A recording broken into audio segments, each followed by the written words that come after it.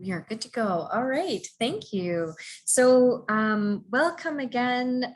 Good morning. It is 10 a.m. here in Scarborough, Ontario. That's where I am at the moment. My name is Tamina. I'm an academic and learning strategist with the Academic Advising and Career Center. Thank you so much for joining us today. You're here as part of our Prep Yourself series. This is part of our Academic and Career Tuesdays, where the Academic Advising and Career Center is essentially trying to share some valuable information that will help you feel more comfortable and prepared when fall semester begins. So this session is about online learning and online exams.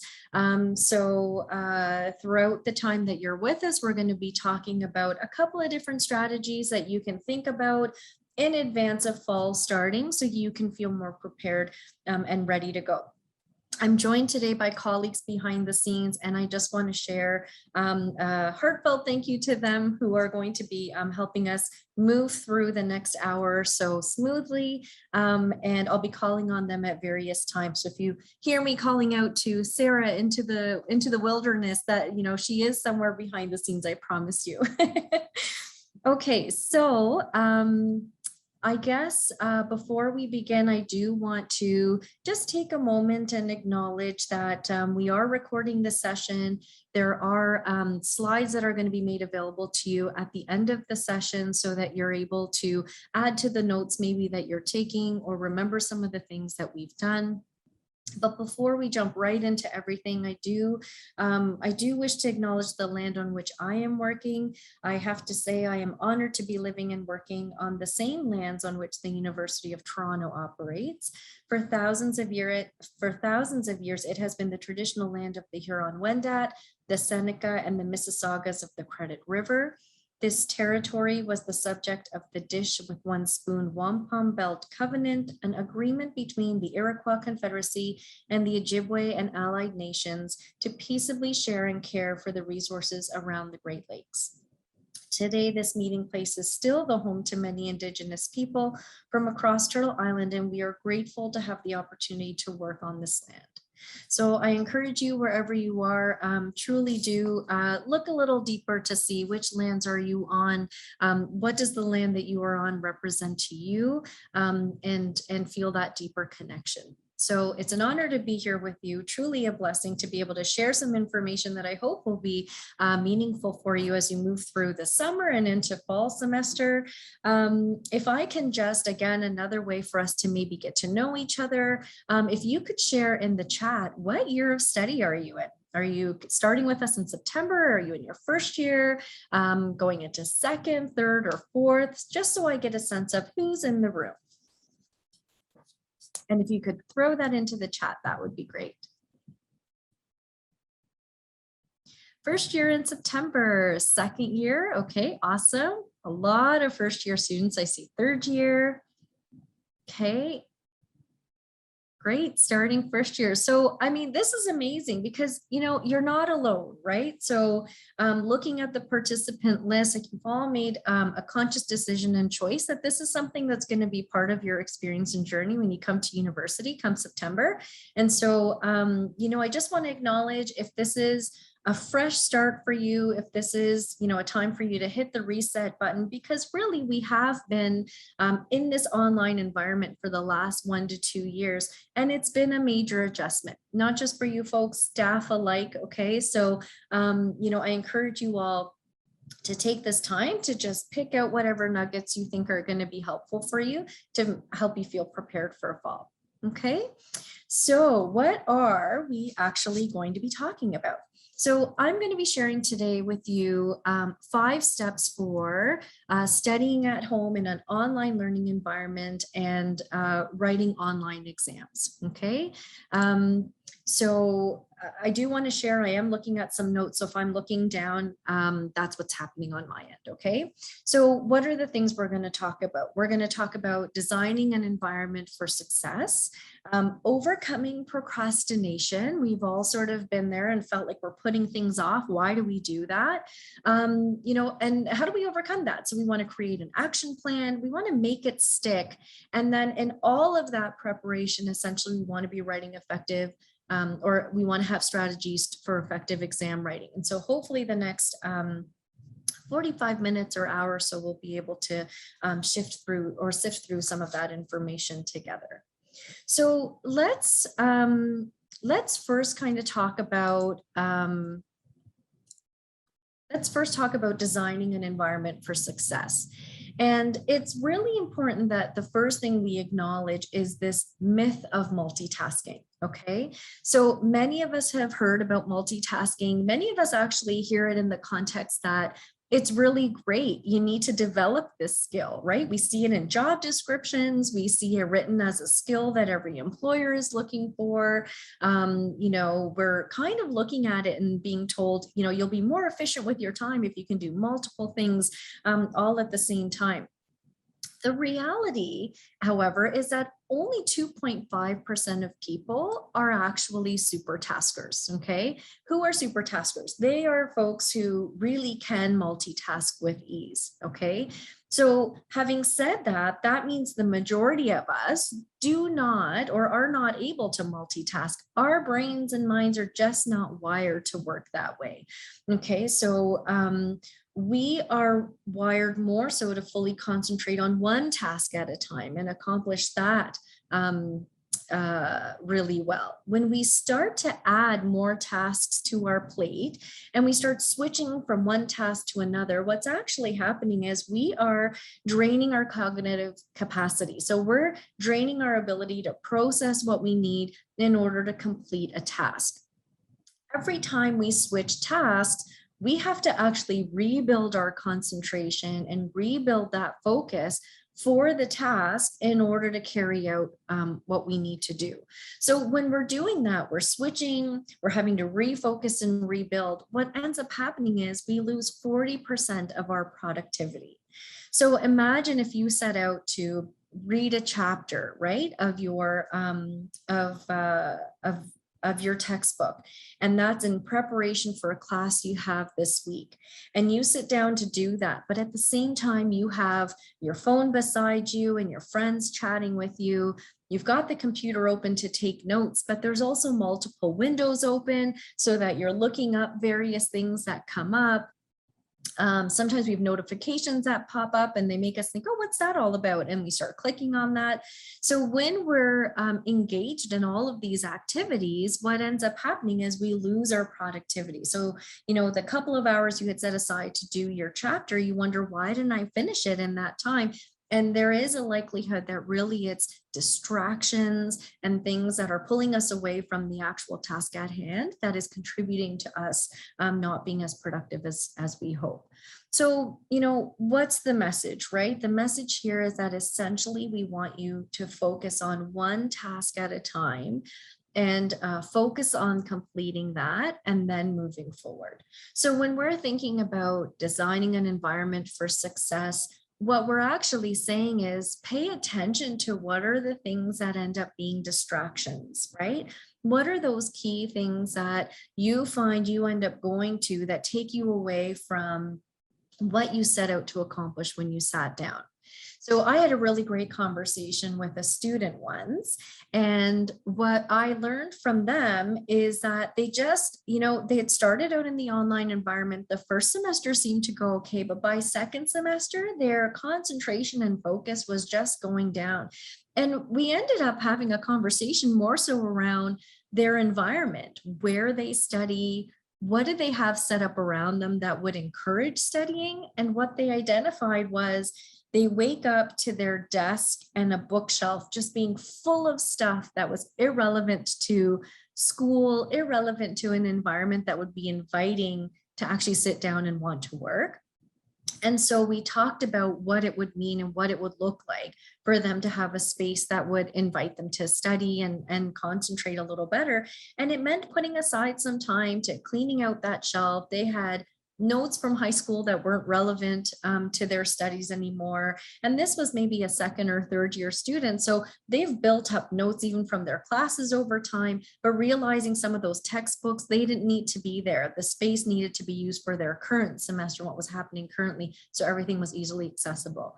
So just some things to think about. Okay, sometimes it's physical environment, sometimes it's even virtual environment. What are the things that are acting as distractions, and what can we do to minimize those distractions? Okay, so I would love to do a little activity. And for this activity, if you have a piece of paper around you, I'm going to invite you to grab that piece of paper and something to write with, okay? And please don't do this before I ask you to start. I'm actually going to put a timer on for 30 seconds. And if you don't have a piece of paper around you, can I please ask you to open up like Notepad or Word, just a blank document where you can type a couple of things, okay? And what I'm going to do is set the timer for 30 seconds. And I would like you on the first line to handwrite or, even type out, I am a great multitasker when I say go, okay? And then on the second line, I would like you to write out the numbers 1 to 20. So I have a space between each number. And so I'm going to set the timer for 30 seconds. And when you are done, I would like you to just say done in the chat, okay? All right, so I'm going to go ahead and start my timer now. Go.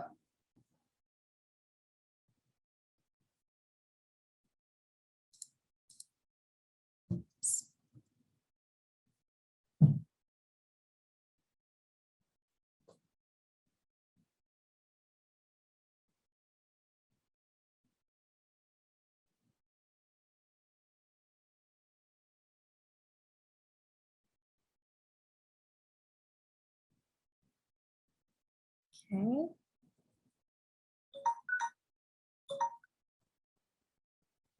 Okay, so we had a bunch of people who were able to say that they were done with still like 10 to 12 seconds to spare. So that's really great. If anyone is still finishing up, please go ahead and finish what you're typing or writing. Okay, but it looks like a lot of you were able to finish within that 30 seconds, right? And some of you still a little bit longer. Okay, so now, I hope you still have space on your piece of paper or on the document that you've opened up. Now what I'd like you to do, I'm going to reset the timer for 30 seconds. And what I'm going to get you to do is I'm going to get you to, on the first line, write the letter I, and then jump to the second line and write the number 1. Then I'd like you to go back to the first line and write the letter A, and second line, go and write number 2. So essentially you're still writing again, I'm a great multitasker, but after every letter, you're going to add a number to the second line. Okay, so you're going back and forth. So I1, A2, M3, etc. And when you're done that, I'd like you to put done in the chat. So everybody start fresh. If you started early, that doesn't count. Okay, so I'm going to say go, and then I'm going to start the timer again. So 1, 2, 3, go.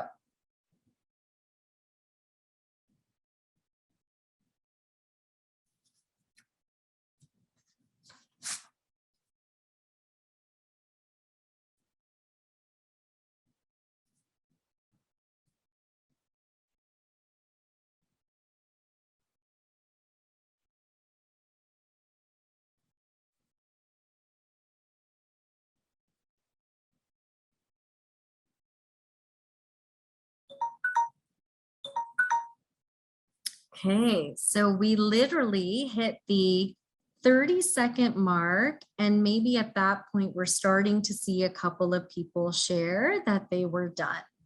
Okay, and more of you now are starting to finish that off. Okay, great. So tell me how that was. What was the difference? And feel free to write in the chat. How did you feel? What was different from the first time and the second time?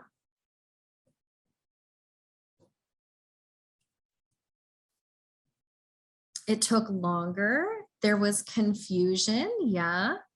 It was harder. You were much slower than you were the first time. Yeah.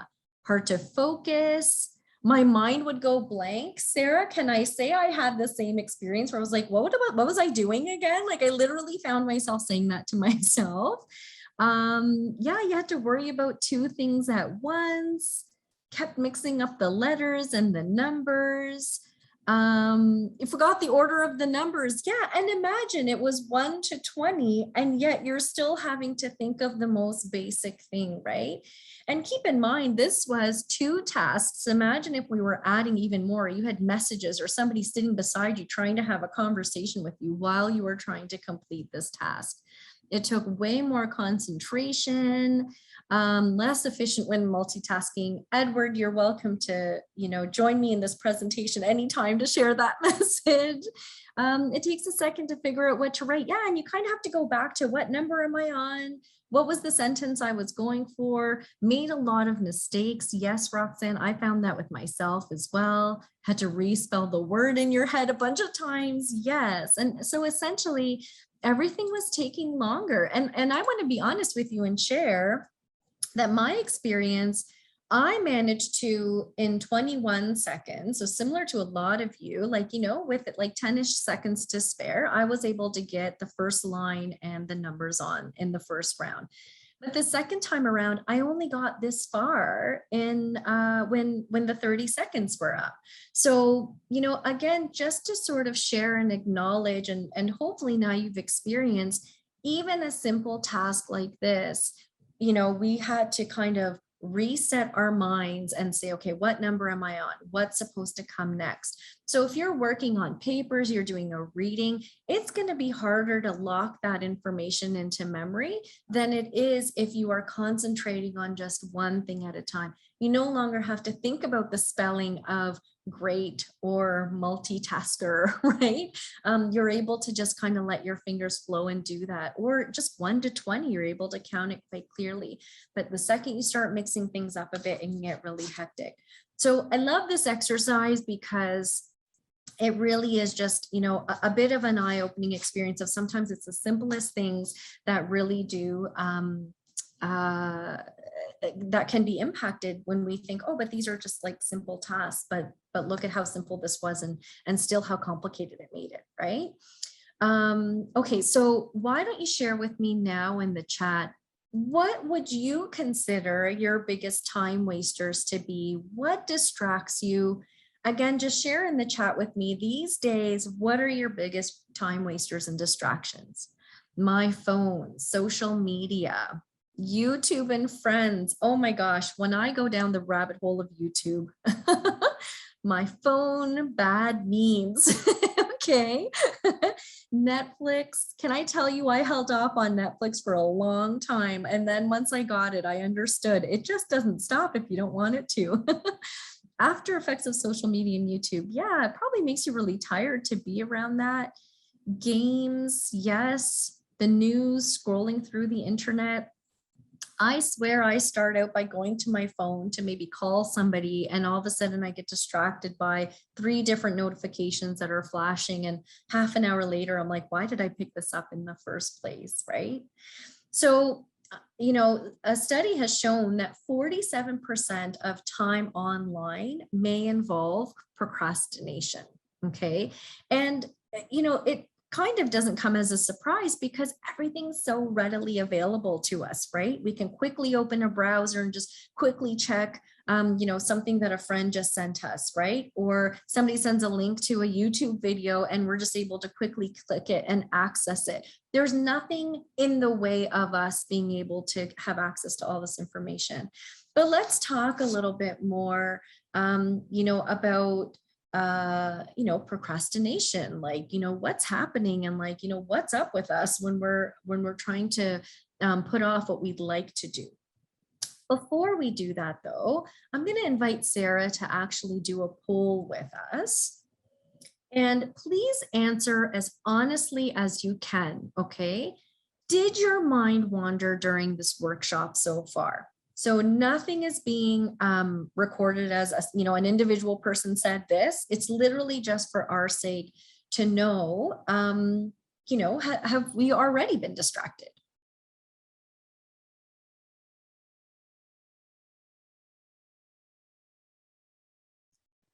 Right?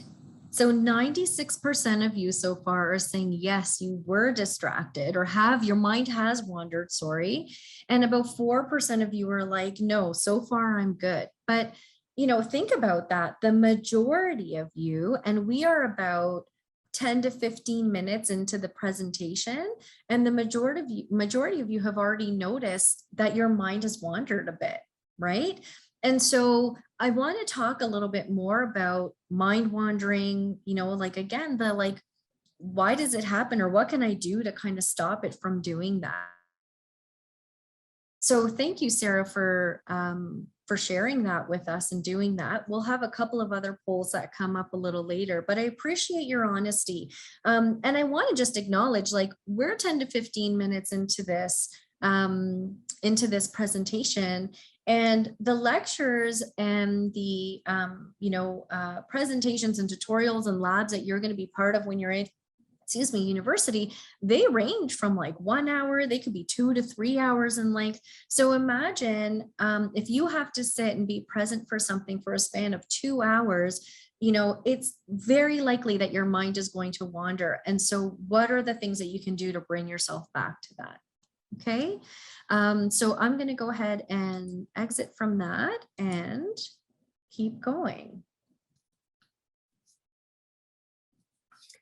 And just to acknowledge a little bit here too, you may have noticed, so for a lot of you who are entering in your first year, we have a combination of synchronous and asynchronous lectures that are going to be available and offered.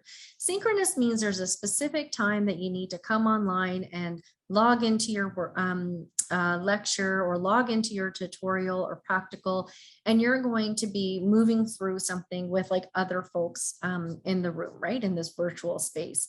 When it comes to asynchronous, that means a video recording is going to be available, and it's going to be up to you to sit and watch that video lecture for the week and stay on top of your classes and everything throughout the semester.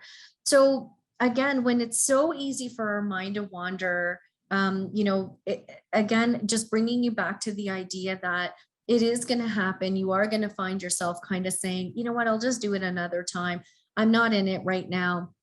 And that's where we want to start to kind of create some really strong habits and good practices and strategies that will help you avoid doing that, so you're not doing so much at the end of the semester, right?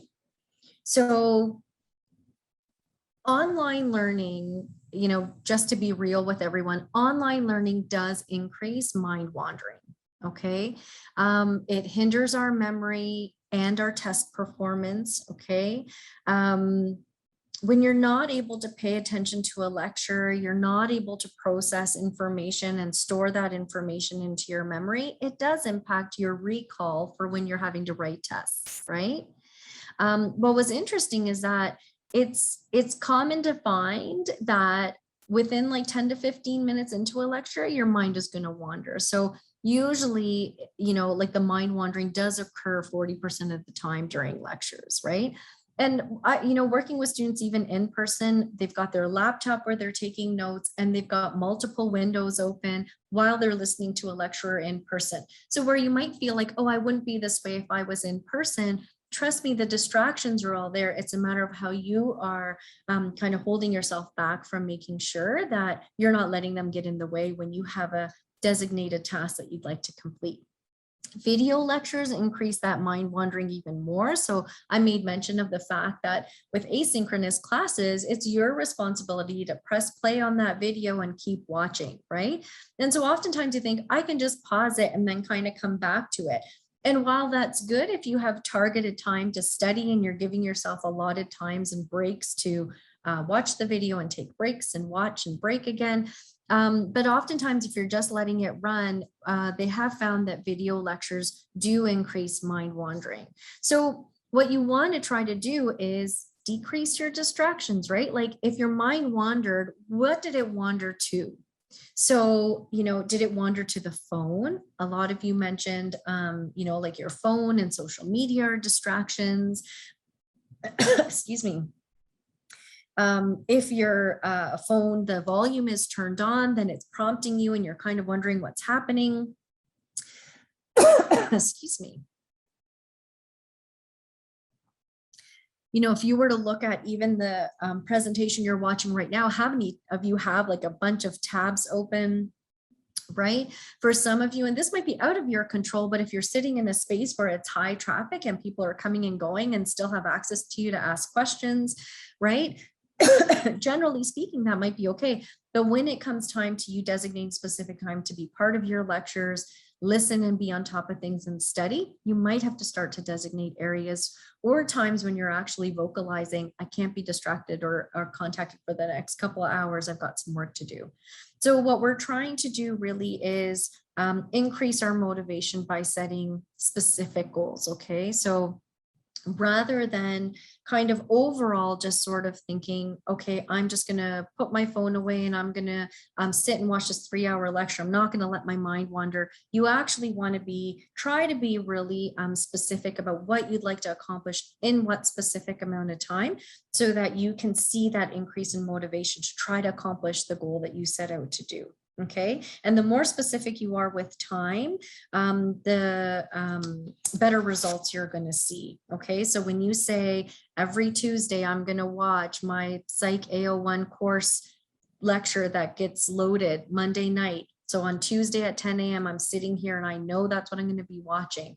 And it's a 2-hour lecture. So I've blocked off that time in my schedule. Everyone knows not to contact me. Those are the types of things that are really going to help you stick to that plan versus saying, oh, I'll just sometime tomorrow when I wake up, right?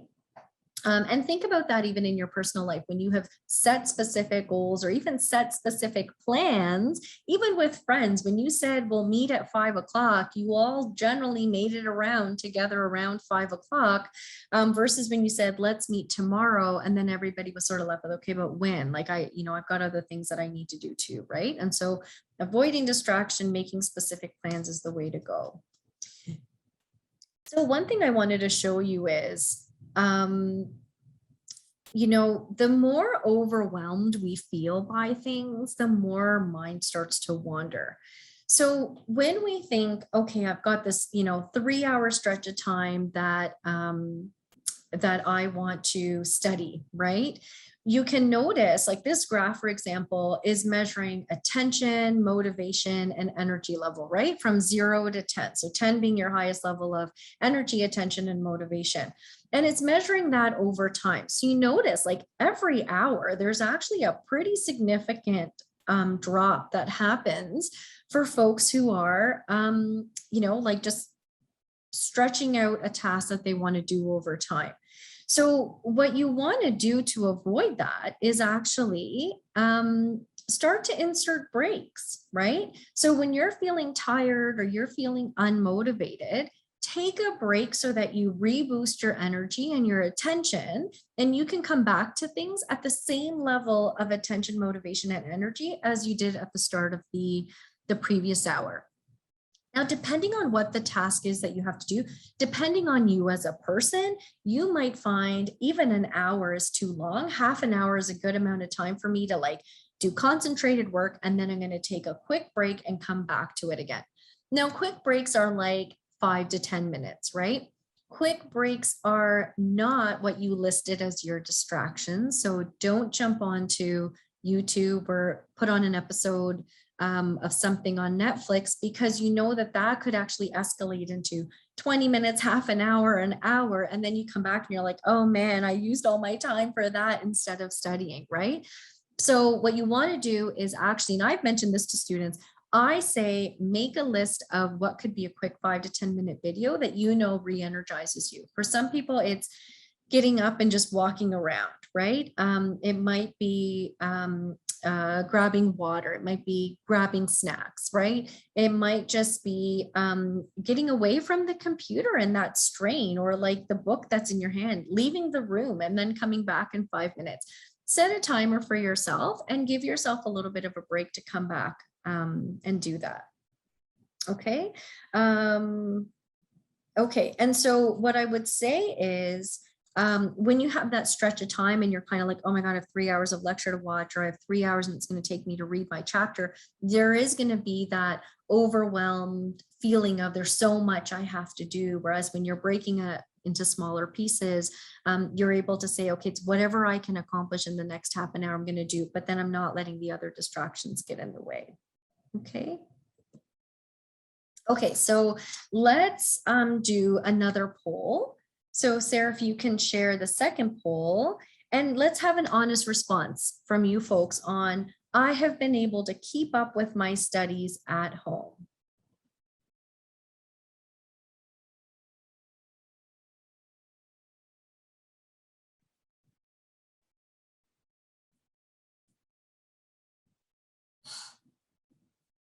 Okay, so we're seeing some folks, about 36% of you are saying yes, 50% of you are saying sometimes. So sometimes you're able to keep up with your studies at home, and 13% are saying no. Okay, and that's really fair. So that's a great, it's really like a combination of folks, right? So there's some who are able to do this. And for you folks, I will say, hopefully some of these strategies or things that you're hearing are essentially validating for you that maybe you've already been implementing these strategies and they're working, right? And there's research that backs these things up. For some of you who are saying sometimes and no, like really pay attention to, again, what are those distractors? What are you doing to contribute? But what is the environment doing to contribute to you feeling like you're not able to do the work? Sometimes also, and there was mention of like, after like having kind of a full day and you just feel drained, you're not able to do it. Really think about what time of day, when am I expecting myself to have so much done? So if you've had a full day where you've had to work like 8 hours at your part-time job or full-time job, and now you're coming back and you're so tired, you had a difficult customer you had to deal with, now you're saying I'm going to sit 3 hours and have complete concentration on my studies. Be honest and realistic with yourself about how much am I going to accomplish on Tuesdays when that's my regular schedule, right? And so can you move some things around? Can you maybe lessen it? Could I do 2 hours on this day and maybe on another day where it's more free, I'm going to do like 3 hours of work or something, right? But essentially what we're hoping is you're able to kind of think about now, especially for the sometimes and the no folks, what is it that's contributing to that, and how can I kind of move or shift away from it? And for those of you who are feeling yes, I mean, no harm in sharing even strategies that you've used that you found that has really helped you in doing that. Like, we're all here to learn from each other, so that could be a really helpful thing for us. Okay, so thank you. I appreciate everybody contributing to that. Okay, so let's talk about something that is bound to happen, okay? And that is procrastination. We are bound to, all of us in our roles at some point have kind of put things off, right? Here we want to talk a little bit about overcoming procrastination. So how do we do that, right? There's a really great book called Atomic Habits, and it talks about how to build habits, right? And it talks about the fact that when we have good habits and we combine that with a specific plan, so we've kind of been mentioning that as we move along, that between good habits and a specific plan, we can see success in the habit that we are trying to build or the goal that we're trying to achieve, okay? Where we find things that are difficult is when all we do is rely on our willpower to help us reach the end or reach our goal. Okay. My colleague described it so well. She had a glass of water and she's like, okay, so if this is my, full amount of willpower, as I keep taking sips of my water, my willpower is starting to go down. Right. And so we can't expect that 100% of the time our willpower or our glass is going to be completely full. And then that's going to be what the motivation is going to be to complete our task. So with good habits and a specific plan in mind, we're able to really tackle procrastination. Okay. So what I would say is, if you can reset your mind or start to think about, okay, fall semester is starting, it's a fresh start, it's a brand new start for a lot of you because you're in your first year. For some of you who are, like in your second, third, or final years, like there is no, it's never too late to kind of look at something and say, okay, how can I do things a little bit better, be more efficient, or be stronger at the things that I do? So think about how you want to organize your day. Think about how you want to design your environment. Like, do you want to create a schedule so you know what's going to be happening in the day? What is it that you want to do that's going to help you to form those good habits and create specific plans? So design your environment for success, right? When we have lots of distractions around us, it actually makes us really tired to be around all those distractions, and we never get back to our goal. Reduce the obstacles, right? So, with my friend who I spoke to, the student I was talking to, they actually mentioned, once I had cleared the clutter and only had what I needed to access for that semester, every night when they knew the next day I'm going to be watching my lecture, or I need to read a chapter, before they went to sleep, they actually set up their book, or they set up the laptop so it was ready to go, right? Give yourself enough time to check your Wi-Fi, give yourself enough time to move through all that stuff to be prepared and ready for class. So it's not right at 10 a.m. that you're checking on those things, but you're checking around 9:30, 9:45. So at 10, when everything starts, you're ready to go. Okay. And what are those obvious visual cues? So again, like I said, the student would lay out her books in advance so that when they woke up, they knew that was the first thing they were going to do after they freshened up a bit, right?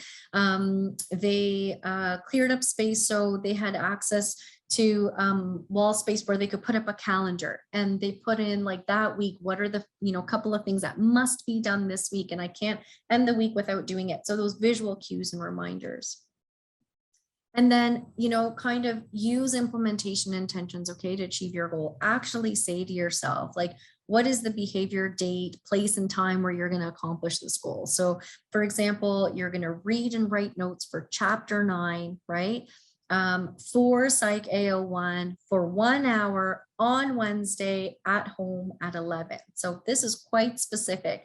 You set a time, which chapter for what course, how long are you going to sit and do it, and what's the task you're actually going to complete. And research has shown the more specific you can be, the greater the outcome is when it comes to those things. Okay, so a really key thing I want to mention here is, and like sometimes we kind of have this kind of negative self-talk, I'm going to say, okay, and that is, procrastination is not about being lazy, okay, or about necessarily having a time management problem. It's really a coping mechanism. So what typically happens is when we come across a task that seems way too big and overwhelming, we do what we can to really just avoid it, right? We don't feel so great about it. So often what happens is we think of a goal and, you think, okay, you know what, I'm not in the mood right now to do it. When I feel better, I'll do my task, right? So I have to read this chapter. I'm not really in the mood. So once I'm in the mood, I'm going to do it.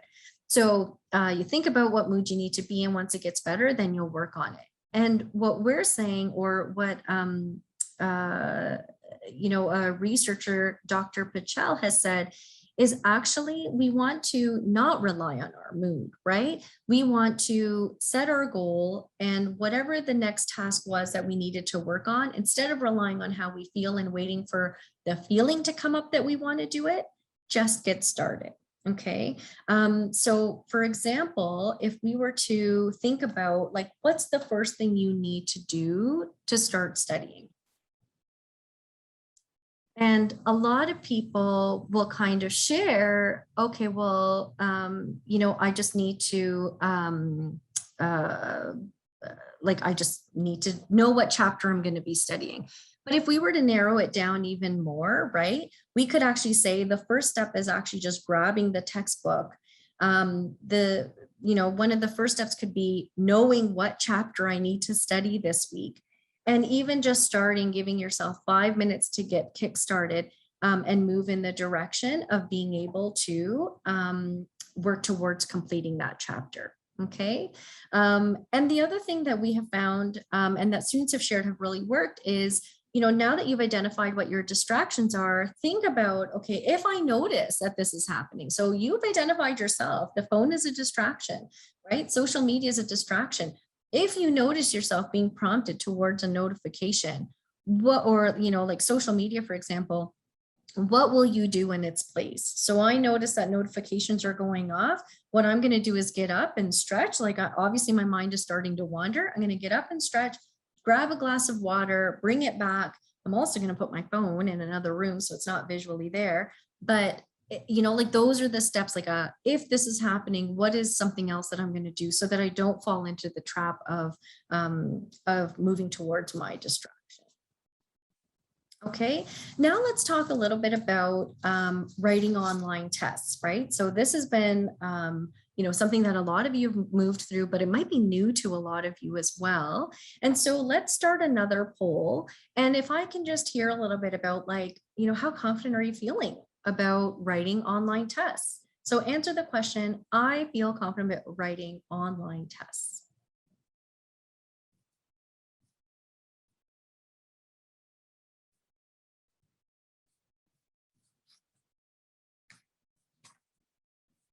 Okay, so this is great. So we have 17% of folks who are saying that, yeah, I feel pretty confident about writing online tests, and that's really great.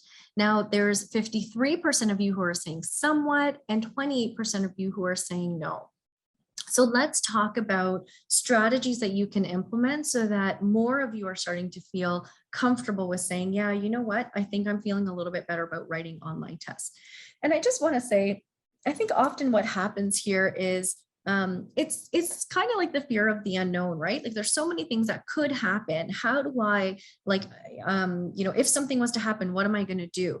And so hopefully, as you learn a little bit more about the strategies, you'll also build your confidence in clarifying things with professors or teaching assistants, you know, knowing what steps you're supposed to take if there is anything that happens that you feel like, this isn't going the way I was expecting it to. Okay. So the main thing we want to emphasize here is that it's time to create an action plan when you know that you have a test or an exam or a quiz coming up. The reality is, with a lot of our courses online, you will be writing quizzes, tests, exams, handing in assignments all online. And so it's really important that you're creating a plan and organizing yourself in a way that helps you feel prepared, right? You're not doing it all at the last minute, you're doing it over time. So the first thing that you want to do is really understand, okay, what is the assignment? What is the test that I need to write, and what topics are going to be covered? What chapters are going to be covered, right? But not just that, how am I going to be tested? How am I going to be evaluated? So when it comes to papers, there might be a rubrics that the professor is able to provide. Here's what they're expecting you to do. When it comes to tests and exams, they might share it's going to be all multiple choice questions, or it might be a combination of short answer or essay type questions, right?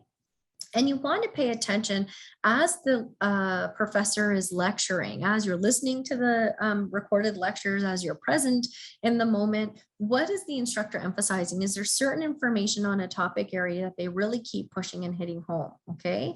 And so you might think, well, where am I going to find all this information, right? And you're going to find it mostly in the syllabus. So the syllabus is essentially a course outline, right? It shares, the professor is going to share this with you within like the first week of classes, maybe even earlier, right? Where you're able to see every week what chapters you're responsible for reading or knowing, you know, when are the lectures happening? What articles do I need to read? When are my assignments due? What's going to be included on the tests and evaluation? How am I going to be evaluated and stuff like that? So there shouldn't be any confusion about what's going to be covered and how is it going to come to me, okay? And if there is any confusion, and it's okay if you're not clear, but make sure you're asking questions. Then what's very good to do is to complete an exam study guide. I'm going to show you that in the next screen, where you're going to be able to see, okay, what is this and how do I complete that so I'm on my way, okay? And remember, this is to prepare yourself to feel, you know, good and ready for your online exams. Then you want to gather all the materials that you need. So again, the syllabus is going to explain a lot of the information from number one. I've been taking notes in my lectures. There's slides from the presentations. There were articles that I had to read as well, maybe textbook notes that I took. Gather all the information that gives you more detail about what's going to be covered so that you can use that as your guide to review, right? And then you'll be making study notes. Now, ideally, you're doing this over time, like every week you're starting to collect this information so that the first time you're actually preparing for a test is not like everything's not brand new information, that you're more in line with kind of doing a review of information. But sometimes what happens is, there's so much happening that it takes a little bit longer for us to actually prepare for those tests. So an exam study guide is essentially a space for you to organize, right? Narrow it down and be more specific for this test and for this exam. What information do I need to cover, right? When is the exam? So that's really important. In this case, the exam was, April 15th of 2020, right? How much is the exam worth? So knowing that there's like a 50% weight to the exam, to your final grade, or 20%, whatever the case might be, helps to create motivation as well, right? What chapters are going to be covered? What are the topics that, we're going to be focusing on? What are the major themes? Also, again, like I said, what are the exam specifications? What do I need to know? So what has been emphasized by the professor? But if we look at the time required, we'll notice that for some folks, it might be a shorter amount of time because they've been keeping up over time. And so they're able to allot a different time here. And for some folks, it might take more. And so different courses will take different amounts of time to study. Pay attention to how long things are taking you to do so you can try to be as accurate as possible for this. Because with having everything in one space, it kind of acts like a checklist. I love a good list and being able to check things off. But also we're able to take that information and kind of circle it back to our schedule and say, okay, this week, when am I going to find the time to do all of this? Okay, so if we were to look at this from the perspective of a study plan, right? First, we want to schedule specific days and times to have review sessions of the material that we're going to be covering. You do want to create a list of the materials that you're going to review in each block of time. And then, think of the learning strategies that can come into play that would help you lock that information into your memory. So this is an example of, a student who's studying on Monday, Wednesday, Friday, Saturday, and Sunday. So Tuesday and Thursday, perhaps they have other commitments. Perhaps they acknowledge themselves, I need a break in between, right? Or there's other courses that they're studying for. But here they've been able to specify, the blocks of time are going to be 10 to 11 during the mornings, Monday and Wednesday, 11 to 12 on Friday. So what blocks of time are you putting in? What chapter will you be reading? What, handouts and homework questions are you going to be reviewing? And then in the afternoon, they're reviewing lecture notes, any guest speakers that came, notes that came from there, information like that, that would be helpful for them to be more specific about what they're going to accomplish. Okay. So there's a question in the chat. And the question is, the midterm exam is on the first half of the course and the final exam is on the second half of the course. And so, Sarah, the answer to that is make sure you're paying attention on your syllabus to see how the professor intends to evaluate you. So it's not always the case that the first half of the course will be covered in the midterm and that none of that material will come up again in the final. There are instances where some of that material from the first half will surface and appear in the second half and in the final exam. Professors are usually pretty good about being specific around the chapters that they intend to cover, but also, of course, keep in mind that the first half of the information you've learned in your classes is foundational to what you're going to learn and accomplish in the second half, right? So I hope that helped with answering your question. Okay, so another thing that's really important here is, we want to make the information stick. Okay, so embrace the fact that significant learning is often or even usually somewhat difficult. You're going to experience setbacks, but these are signs of effort and not failure. So setbacks come with striving, and striving builds expertise.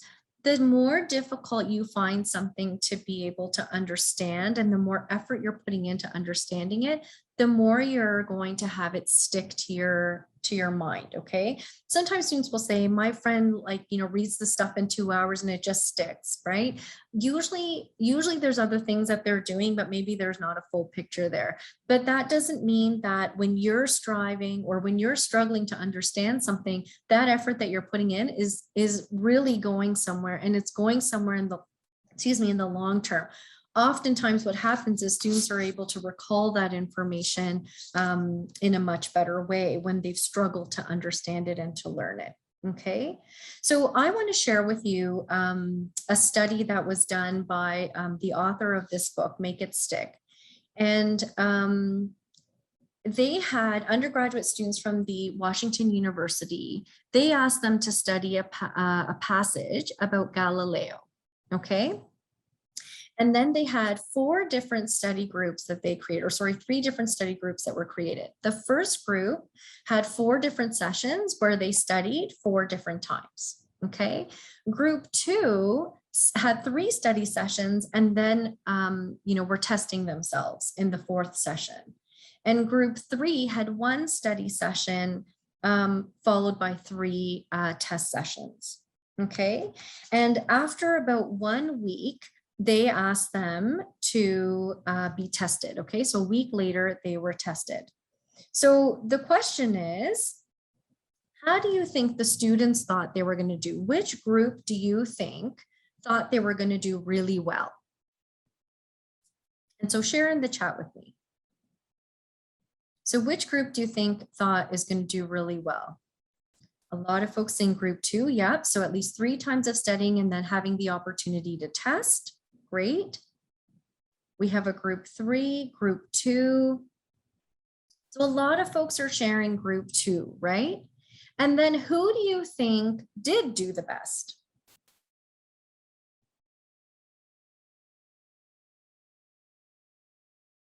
Group 3, group 2, group 1, a little question around group 2, right? And so it might surprise you to know that folks who thought that they were going to be able to have 4 straight sessions of reading and studying, we're going to lock that information into place and be able to test well at the end of the first week. And what actually happened was the opposite. So the folks who studied once but tested themselves multiple times, they actually saw the greatest results versus those folks who were just studying. So what is that telling us? The key thing that that's telling us right here is that when we do self-testing activities, it strengthens our memory. Okay, so although you think I'm reading and I'm processing and I'm locking things into memory, you don't want to be memorizing, right? What you want to be doing is applying what you have learned to specific questions. And you might think, well, where are those questions coming from? You're generating them yourself sometimes, right? As you're studying, if there's a compare and contrast or discuss a specific topic, create that as a question every week whenever you are preparing and working on your classes and studying, so that when it comes time for testing, you have, essentially, a bucket full of questions that you can access in order to test your knowledge. Okay. So self-testing strengthens memory, your recall of information becomes easier, and it also gives you a realistic picture of what you don't know. So are there any gaps in your knowledge? And so you can spend your time focusing on what your gaps in knowledge are versus what you already know, right? So here's a couple of strategies to keep in mind as you're preparing for your exams, okay, and your tests. Instead of cramming, try to space out the time that you need to study. Okay, so study every few days versus right before an exam. Cramming gives us the illusion of knowing I've got everything right in place, I can access it right away. But really, you haven't locked it into place. You've really just put it on the periphery of your mind. Okay. Oftentimes what we do is we kind of pick a unit or a chapter and we just focus just on that and do that content alone. And we think, yep, I've mastered it. Well, research actually shows try to interleave. So try to actually do, different practice questions and test your knowledge in different areas Because if you think about it, your tests are never going to be in this orderly fashion. Chapter 1 to questions 2 and 3 questions, right? It's going to be a mix of them. And so when you're training your mind to test your knowledge in different areas, not necessarily in that methodical area, it actually increases your memory and ability to recall information. So like we said, we want to avoid memorizing. What we want to do is actually elaborate information related to things that you already know, maybe to other classes or a topic or example of something that is around you, so that you lock it into memory and you can recall it a little better when you're writing your exams. Rather than skimming through content, generate something from it. So create notes, but paraphrase what you've learned, right? Put it into your own words and be able to kind of understand what you're reading versus copying it straight from the textbook, for example. We all know that oftentimes we get a bit overwhelmed when we're about to write a test, right? It's timed. There might be specific information that's going to be covered. We're not sure if we understand it and know it. So by doing things like self-testing, by putting a timer on and saying, okay, there's going to be 2 hours for this exam. I'm putting the timer on for 2 hours. I've created a test for myself, and I'm going to try to mimic my test condition by only giving myself 2 hours to answer these questions. And so by creating a space like that, what you're allowing yourself to do is to have been in that environment before, so it won't feel so, new and stressful when you're in the situation itself. So I just have a little bit more to go. I know I'm hitting 11 o'clock, so I apologize to anyone who had to slip out right away. Slides are going to be available, recordings are going to be available. So I'll just keep going because I should be done very soon. Okay, so preparing to write your exams, right? We don't want to fall into the trap of, I can just look up the information during the test, so I don't actually need to study, or I can copy the content from the book, right? What you want to do when you're looking at, your professor has said you're going to have an online test or exam is really clarification around, okay, how is this test going to be written? Is it an open book? Is it something where I can have notes beside me? So even though it's online, it doesn't always mean that you can have books open around you. We want to avoid academic integrity issues, concern around, having taken information from something that you weren't supposed to have access to during your exams. So you do want to be really careful that you're not just relying on, if it is an open book exam, that I'll be able to find it in the moment, okay? Really what you want to be doing is clarifying information in advance and knowing what sources you're going to need in order to be able to do well and be effective on your exam. So one thing that comes up, for example, is, you've read articles, you've, read things in your textbook, information that's going to come up in your exams that you're going to write answers to. So you might want to ask your professor, okay, well, are you expecting that I'm going to be citing information from specific sources, right? Or is my general response going to be okay? So clarifying those things in advance and knowing will help you in how you're going to prepare for your exams. How specific do you need to be? How specifically do you need to tab certain things in your notes, right? Creating study notes where you have page numbers. So if you do need to reference something really quickly, you know where to go. Sticky tabs and labels. And again, like we said, sample tests and practicing using your study notes is a really great way to lock information into your memory. Okay, when it comes to take home and online exams, it's really important that you get organized, okay? You know in advance when your test is going to be, what time it is. If you have to share with your family, I'm going to have a test during this time, I need quiet space, make sure to do that, right? Minimize your distractions. Another really key and important thing is, you might, again, like having an additional device supporting you and helping you with writing your exams may not be allowed. So you want to keep your phone away, distractions and everything else away.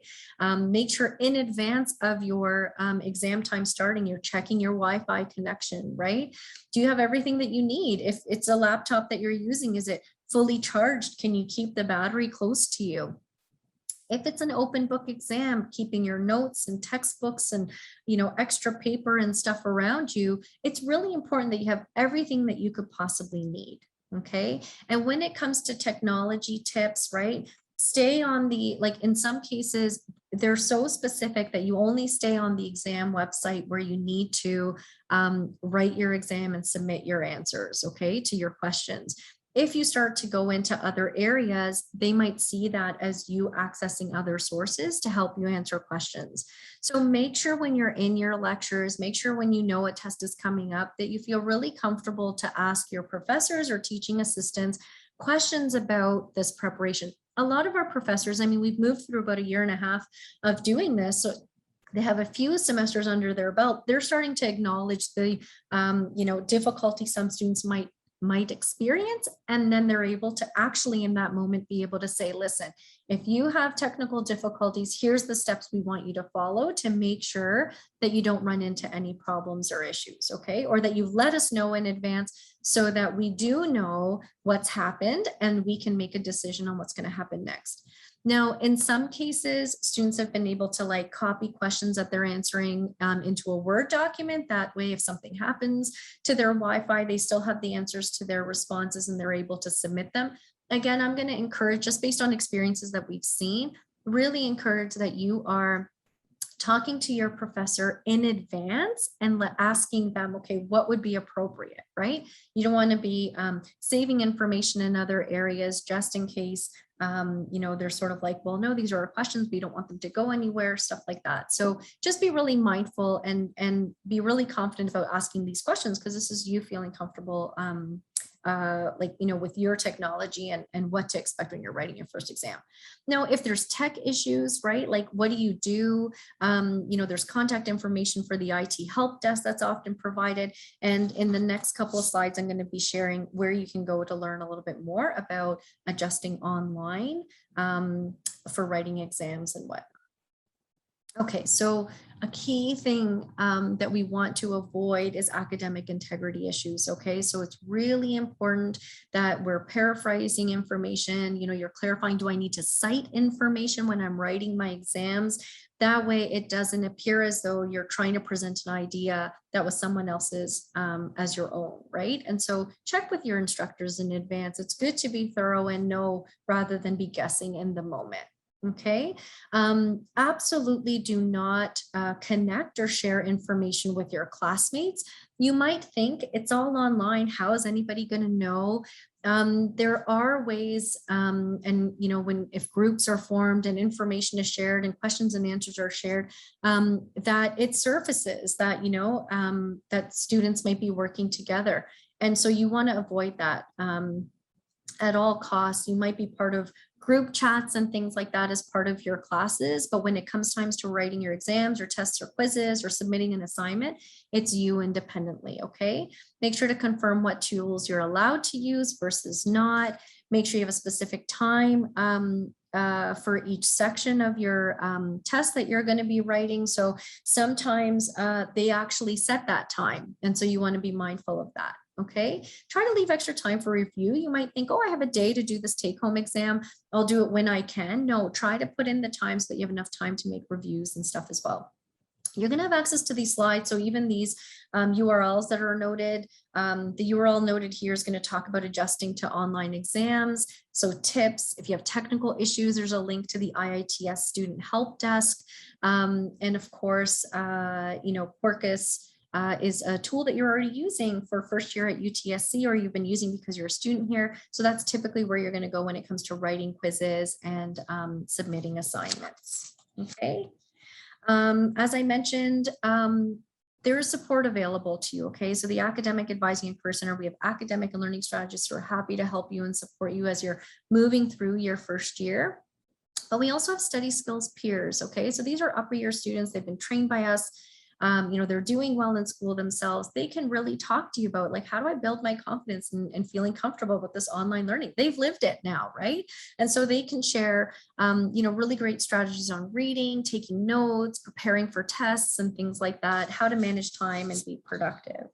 So I encourage you to also visit that site. If there's opportunities to connect with them in other ways, that site is going to be updated. And probably by about mid-September, you're going to be able to access and book appointments one-on-one with them. So you can be very specific. Okay. And That's a wrap, folks. I first want to sincerely apologize that I went over our time just a little bit, but I do want to leave the space available. If anybody has any questions that they wanted to throw out there, I can maybe stay for a couple minutes to answer any questions you might have. But thank you. I appreciate your time and the space to be able to share all of this information. And I truly hope you're able to take some nuggets away with you today as you prepare for fall.